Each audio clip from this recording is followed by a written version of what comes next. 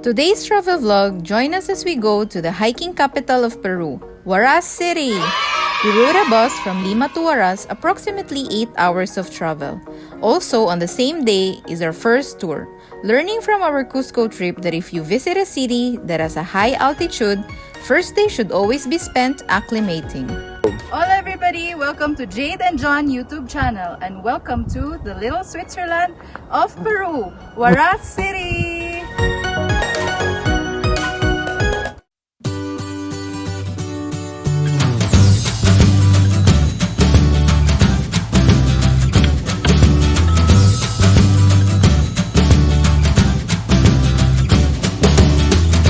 As soon as we arrived, we left our things in our hotel, then went to the market to eat breakfast. We ordered this soup named caldo de gallina con trigo.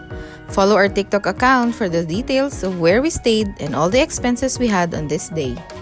The tour started at 9 a.m. and the first stop is in Huaraz. Here we tried artisanal ice cream that had different flavors. There are two interesting flavors that surprised us, chili and pisco. Pisco is a famous alcoholic beverage in Peru.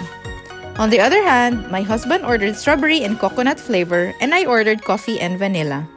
And we enjoyed our helados while enjoying the view in Plaza de Armas of Huaraz. From Huaraz, we traveled 1 hour to get to Parque Nacional Huascaran, where Laguna Chinancocha was located. And just look at the view, guys. Wow. Naa pa lang tas bus ha, pero makawaw na jud ka sa view. Kanang makapanikad na ka makakita up close ang lake.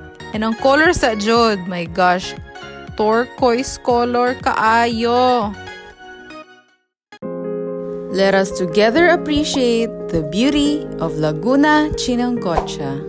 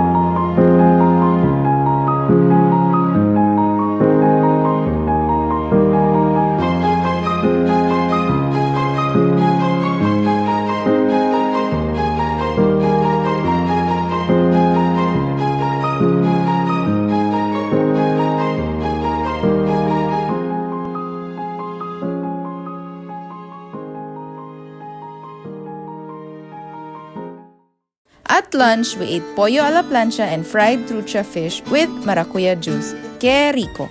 Nagutom noon ko. The restaurant was located in the middle of the mountains and the view was simply amazing. Maujud niya akong mapansin pirmi sa Peruvian servings kay dinaghan. So usahay, mag-share lang ko sa akong bana og 1 meal ra among paliton kay sayang inigdili na ko mahurot.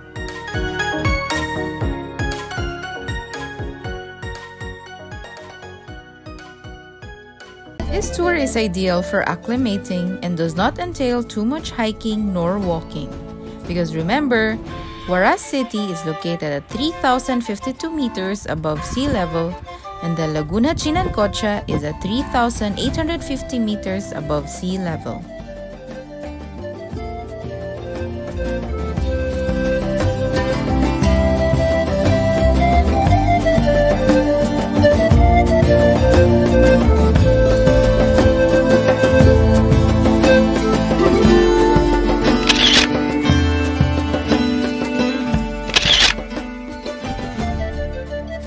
This concludes our part 1. See you on our Huaraz part 2.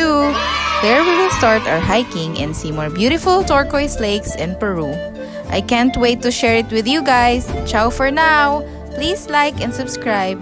No te olvides de siempre fe, esperanza y amor. Muchas bendiciones a todos. Nos vemos pronto.